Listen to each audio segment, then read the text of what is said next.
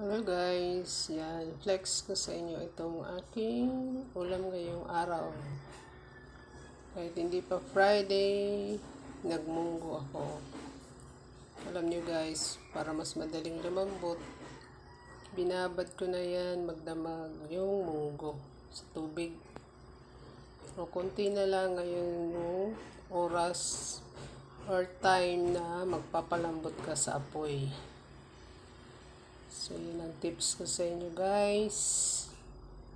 Ito, nilagyan ko ng chicken at saka malunggay. Lalagyan din natin yan ng dahon ng ampalaya. So, luto na yan. Kailangan lang natin kuluan ng konti. So, hindi pa Friday ngayon guys. Tuesday pa lang. Happy Tuesday. Thank you for watching. Bye-bye.